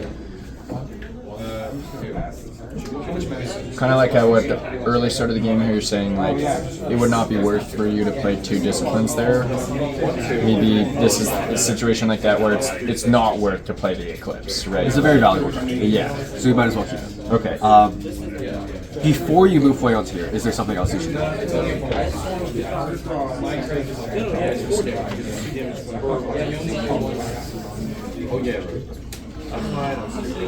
Like, I'm thinking that I would move my. Diana to scuttle to kill the scuttle, get the point, and then get the Diana draw for maybe an extra spell that could maybe benefit me either A, upon swinging, or B, for response next turn. Because then at the same time, so tap 1, 2, 3, 4, 5, 6, 7. 7 minus 2, 5. Gonna be 5 next turn.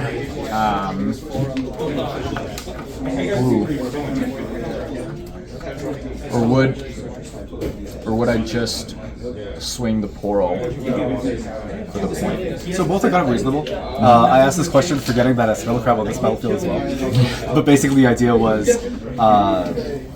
you're going to be drawing a bunch of way, so ideally you just want to kill the Spellcrafts to limit the amount of information that I would get. Yeah. But I'm going to say you will see it twice. So it like doesn't actually matter. But yeah, this is also a very reasonable thing to think about. Is like, can I cash in Diana for a draw here? What am I risking for Diana to get a draw here? Is there a way for me to protect my Diana if she walks into here? Do I care if Diana dies? So do you care if Diana dies here?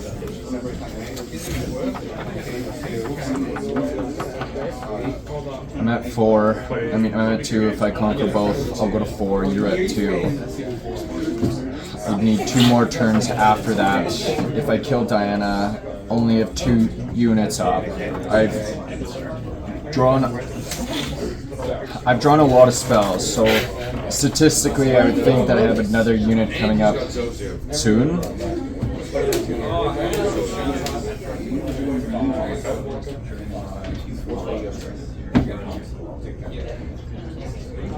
I want to say yes, it would matter if it died, because if I move Hui in and I have to recycle stack deck, that takes away some of my draw. This is going to be a big draw card for me, so I don't think I'd want to kill this right now. But then it is also kind of a hard question, because what if I do move it in, I get something like Flash, where the next turn it could benefit me from both battlefields. Tricky. It is tricky. Especially because if I move this, if I don't play Diana and I don't have to pay the 1, I could also have enough runes to play both of these next turn, which could, in turn, I could play Eclipse to protect Hui. Maybe I could also play Moonfall to protect over here, hold to 6. And then I could back out, develop. Yeah. Pretty interesting. Like the reason I asked this is because it's actually difficult. It's a difficult question, right? Yeah. Like I don't even know fully like what the answer is, and that's kind of part of what makes this deck hard to pilot. Is when is it okay and when is it not? If someone were to ask me that question, my answer would be if my opponent uses resources to kill the Diana. And allocates those resources towards killing Diana and not Hui, I'm happy. Right. If my Diana dies and my Hui dies, I'm depressed. If my Diana dies but my Hui lives, I'm happy. I don't care. What if Hui dies, Diana lives? We're still sort of happy, because at least we'll still have chances to draw with Diana. Yeah, like so. Obviously, I want to keep this. Yeah, so theoretically, Hui is the highest priority target in this entire board. Right. So Diana would be a second priority. So the worst case scenario is Hui dies and Diana dies. Right. That's absolute worst case scenario. The next worst case scenario is Hui dies and Diana lives. And then the next is Diana dies, Hui lives, and the best is both live. Yeah. Right? That's kind of like... I would like both to it. Yeah. Both live would be nice. So, if you have a good way to be able to protect Hui and keep Diana alive, that would be best. And you do have like decent ways, but not amazing ways. Since there's a lot of defy. Exactly. There's like a lot of ways that the turn could be a little bit awkward for you, and the problem is there's a lot of unknown information. Yeah. You get 2 looks off of the Diana. You get a draw. You get 2 draws off of Hui as well. So there's 4 more cards that you can look at. Potentially 7 cards that you can look at. Yeah. That would change the game plan here. Right. So You know your list better than I know your list. Do you run a flash in this list? Yeah. How many copies of flash? 2 flashes. You run 2 flashes, okay. So if you can draw a flash here, you're probably in a very, very good shape. So flash we would be could awesome. theoretically dig for flash. So I think what I would do is I would either stack deck first to look, or I would just walk Diana into here and then do the Diana trigger and look. Because the stack deck could also give me a better option for Hui if need be, right? And I would much rather play the stack deck and maybe recycle a less useful spell than straight up recycle the stack deck for the. I mean, get rid of the stack deck for the Hui. Sure. Right. So yeah. So I'd play tap 1. I'll play stack deck. And then, oh, look, yeah, a flash. wow, look at that. Flash is perfect here, right? This is exactly what we're looking for. So this is really nice when you're stack decking. Ideally, you want to be looking for specific things. Like I would really like to see this card in this stack deck. So for me, I would really like to see Spinning Axe in my stack deck, or Noxus Hopeful in my stack deck, right? Like this is what I'm looking for. In this scenario, if you can find flash, what you can do is you can go to 4 and then flash out, and then I can't let you just go to 6.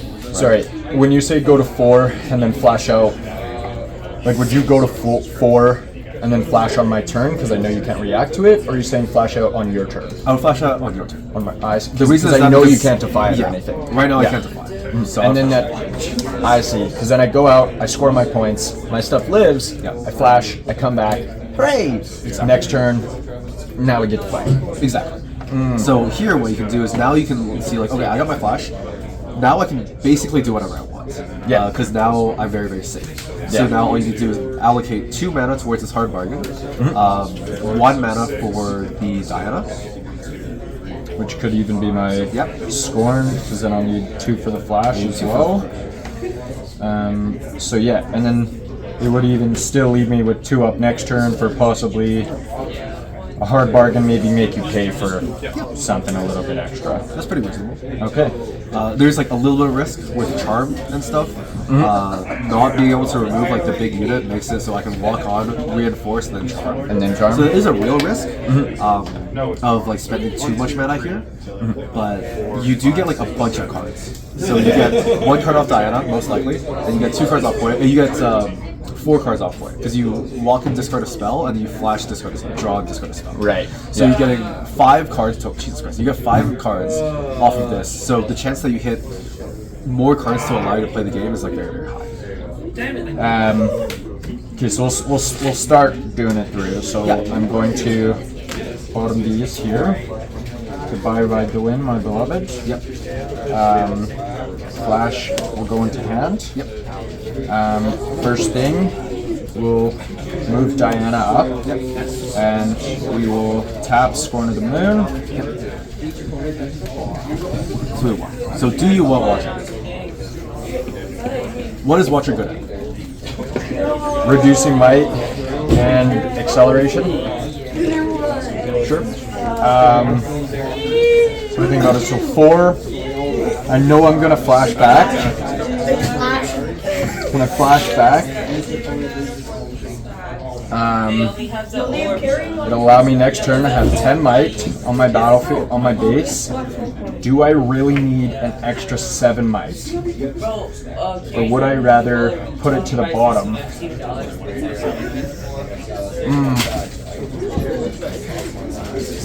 Like my brain is telling me I would want Watcher because the -3 could be really big, but at the same time,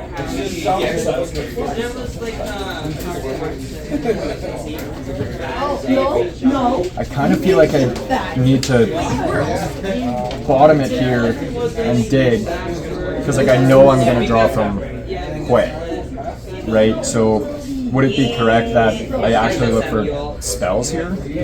So personally, I would put the Watcher for the bottom. Yes. The reasoning for this is Watcher is a great equalization tool. If your opponent is really ahead of you on board state and it's really difficult for you to break, then you can put them down and you can break both battlefields and equalize the game state. Or even they can like swing to the game state in your favor. That's what White Watcher's so good. The thing is, you can play alive. Yeah. Hui is also really good at that. Yeah, I'm already gonna have my units already gonna have the chance to be higher than that 1,000 tail. Yeah. So if you can think you can keep your Hui alive, then you don't need Watcher. And you're drawing so many cards that there's a pretty decent chance that you're going to be able to keep Hui alive, generally speaking. So yeah, And so I would especially since we know I have the flash here, and I know I'm going to be able to keep it alive for at least this turn. Yeah. So I would pull that to the bottom. and then you reveal the top. What's your stupefy? Stupefy. Fantastic. Awesome. So that's like So you kill this. I kill that. I see your hand. Oh no. See my hand? I'm crying because I see a meatball there. Yeah, I would not be very happy if I saw that either, actually. Yeah. So, here's what was going to be my next question. So I move way in. Sure. Obviously, I need to keep one hard bargain for the hidden. I don't want to discard any of these. That draw made it a little bit easier. Because I assume it would be the Stupefy here. Well, let's see So what I you draw. need the flash. Let's see what you draw. Maybe you draw something worth discarding. Discard. There's a swing. I think I do just discard the Swain because I'd rather keep the spells in my hand for next development, right? Let's see. Yeah. No, I think I would Yeah? actually discard the swing here. So the thing with swing is he doesn't let you draw an additional card, but like Stupefy cashes it in for the card anyway. So either way, it's like kind of fine, and you don't need swing to get you an extra point, unless next turn you need to hit like exactly Ride the Wind plus Porobot basically in order for the swing to actually be dangerous. But it would be very difficult to because you wouldn't have enough mana to play all of them. And then you're gonna 4, 6, 8 meet anyways. Yeah. So it's very. There's not like a reason really to keep the swing in. You can just discard them and you're like kind of happy. Especially because I only have 3 cards remaining to fulfill this. I am running boots now. For it. You were right. It actually is kind of It's sick? Yeah, it's fun on a like when you hit it, it's hilarious. Especially with the Quay too. So I discard the Swain. Yeah. So I would hidden blade you. Yeah, which then I would tap 2 to hard bargain. Sure. And then I would cry. I would. Then we go next. Score to 4. Let's score to 4. Yeah. And then that is when I would flash. Sure. Both way move trigger. Yep. Oh. So here. So I know next I'm gonna go to 6. Hopefully. I know I'll have a chance at the draw from both of these. So would you just discard the Stupefy? Or since it's such a low cost and I get a draw, I know this may sound crazy, but would you do an extra Moonfall? Or Moonfall is just way too strong? I would probably. I think there's 2 options. I think it's hard bargain or Stupefy. So what the second copy of Moonfall lets you do is if the first one gets Defy, you just fucking play the second one. I just play the second one, yeah, because I know if that Defy comes out, you really don't want it. Yeah. And then I can just. And then, okay. So the hard bargain is a little bit difficult to work with. It's really good this turn because I tapped out, but it's like somewhat unlikely that I tap out at other points in the game. Right. And especially if I'm hard bargaining like a 1-cost spell, Yeah. that's like not forcing you to use like a ton of your mana. Like Charm only turns into a 3-cost. yeah. So yeah, okay. 'Cause yeah, like I'm always scared to discard the hard bargain, just because I am only running 2 in this deck. I think keeping the hard bargain is reasonable as well. Okay. I think it's reasonable. I think discarding Stupefy or Eclipse is perfectly fine. I'll maybe discard the Stupefy. Because at least if I discard the Stupefy, at least I know I have 3 other spells that will allow me to lower the might of your unit, so I don't mind sacrificing the -1. The only thing you're like Four. kind of worried about is having your unit die on this turn exactly. On I this turn see. exactly, it's like a little bit scary. But the Yeah. question is like, is Stupefy helping you enough? It's like the one might is not super likely to matter, but it could theoretically matter. Yeah. But it's like, that's when you kind of got to do the gamble choice. Yeah. Right? Like, what do I think? Two choices, both scenarios could happen. Worst case scenario, what would I rather? And I think that's going to be taking away the away the. I think it's pretty Stupefy. reasonable. Yeah. To the bit. It's trash. Oh yes. So Drop. and then Sure. all right. Probably don't want to play it just to pretend that you have spells. Right, because I want to at least. Is facade the right word? Give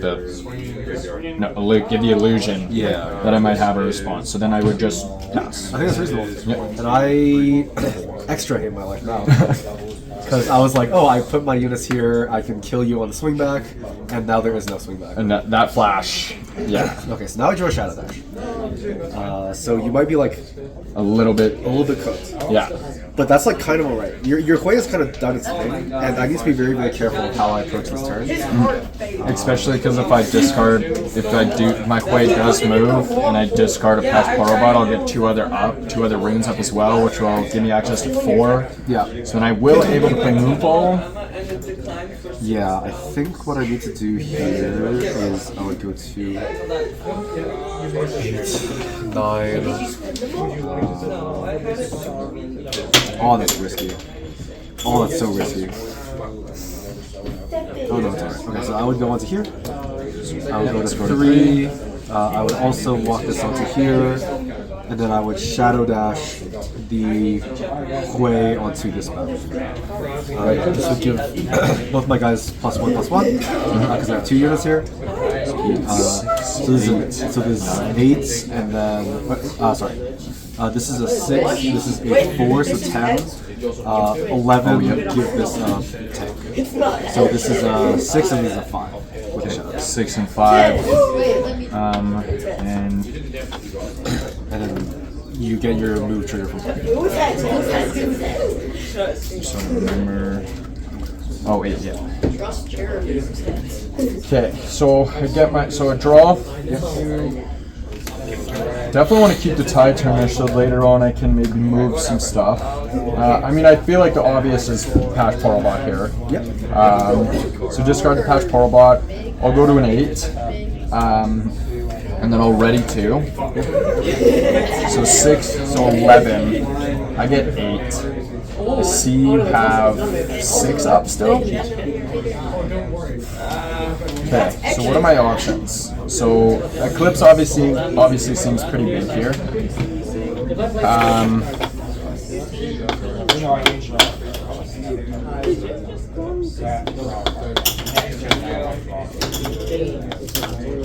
Because it would bring the trusty Ramhound down to a 1,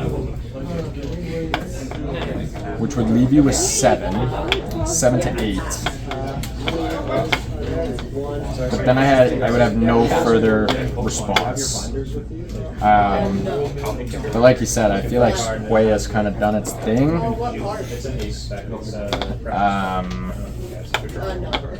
And at least that way.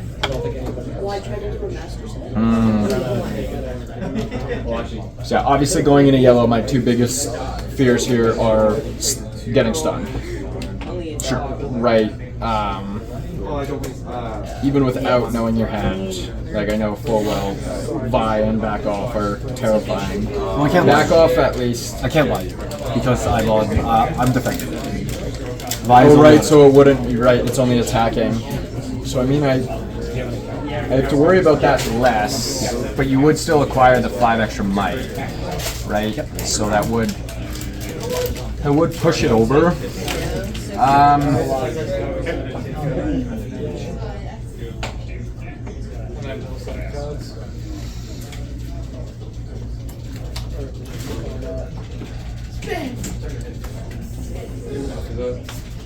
Like, is Moonfall here the better choice? Because it at least will reduce both units.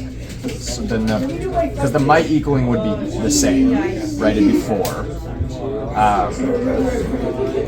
And so that way I kind of spread,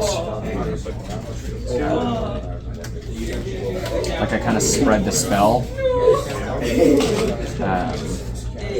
Or would you just eclipse here and kind of call it a day? I would probably eclipse. Yeah. I don't want to spend the power cost, and Moonfall is like likely to be useful. So I would just eclipse. You get cooked by Defy either way. Yeah, and at least I get to predict. Well, if you get Defy, you don't. If I don't, yeah, if I don't get Defy. Eclipse, you get the predict. It doesn't have a power cost, and it's the same. And you get cooked by Defy either way. So you just eclipse something. Generally, you just eclipse the tank unit because it gives you more flexibility.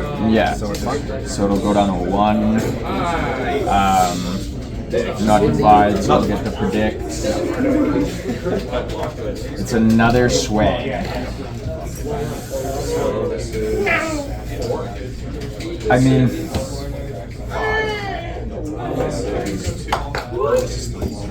would it be correct to keep my swing here because he's a big might unit, and I know that my Hui is gonna die? I'm only gonna have access to 5 might next turn. Alright, because then I could. I'd only leave it with 9. It's like I could move up, play Swain to base, Tide Turner. Then at least it brings an extra 6, or would you just recycle that? I think I would keep it just because it's like a big unit. But if you're like a gamer, you can just look for the second play instead of just win. I enjoy it, so I think I'd keep it, honestly. I think it's reasonable. Having another like raid boss style card is pretty reasonable, and then I have to be worried about the swing for the rest of the game. Yeah. Because you can just go to 8. Especially at late game too, right? Later in the game, he's obviously much more of a threat. Because if I do go to 6, now if I can hit the Wombo Jumbo, then I only need to conquer once, right? So yeah, I'll keep. Sure. I'll keep there. I'll discipline the Ram Hounds, draw from that. This goes to 3, and then the combat would end. The Ram Hound would die. Hui would die. I have 3 mana left, or 4 mana left, so I would probably just play the Scuttle Crown and draw. And then I would probably play the Ram Hound here. Play the Ram Hound here.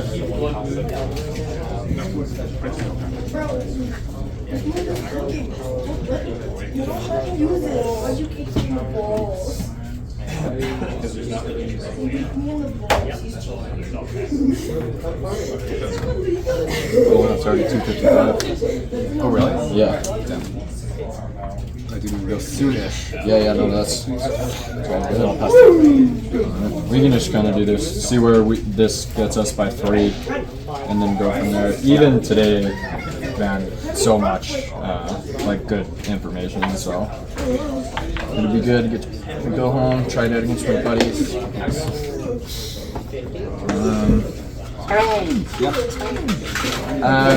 Okay, so opponent is tapped. I am at 4. Have a whole lot of options to pull in.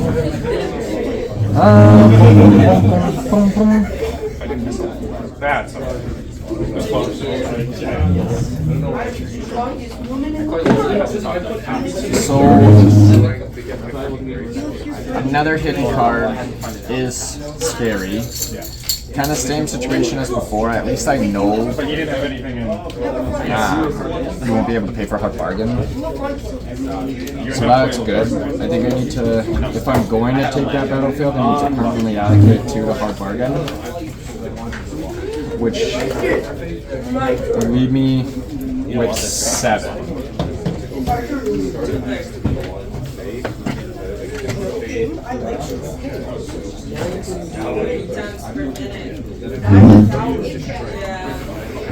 Because I put you down to 3.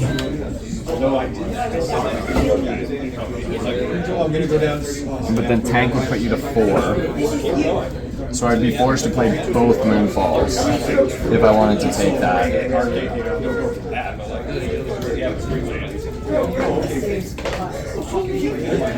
The question is, are you willing to use 2 moonfalls? Because my thought is, like, Turn 3 kills the entire board. so 2 moonfalls would be -4, should be 1. Tank would make it 2. No tank. Oh, right, it's right. Okay. So it'll only be a 1. I'm at 4. I would go to 6. If I double moonfall, you'd have no units going into it. So I think what I would do is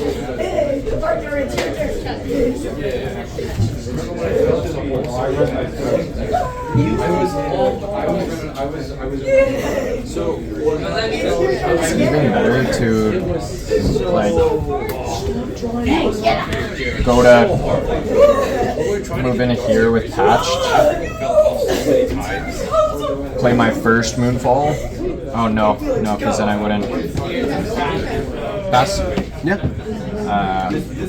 Score to 5.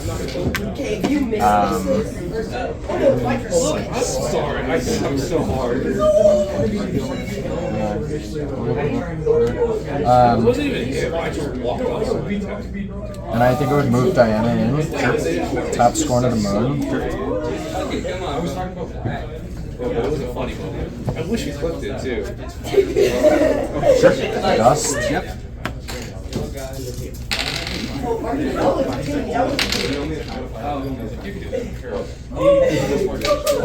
Okay, it's my turn again. My turn again. It's still 3 and 1. Yep. Hard bargain. That's not hard bargain. Moonfall. Yep. In. Yep. I guess it would just be an immediate second moonfall. I would reveal this back off on the dial. Hard bargain. I want the refund. And then I die. And then you die. I would go to 6. They didn't give And us the pass. money. They owed $3,000. And I lose. Jesus, man. Thanks, Derek. No problem, man. I hope it was helpful. No, 100%. It definitely was. Like, just playing against you guys every Wednesday is really, really helpful. But I should have don't think I have the brain power to both like play my own game and see why you guys play yours. Yep. So I really appreciate you meeting me here. I'm in love with the game. It's so much fun. It is really good. And so I decided like I want to actually put proper time into getting better, right? Like besides just playing like as many games as I can.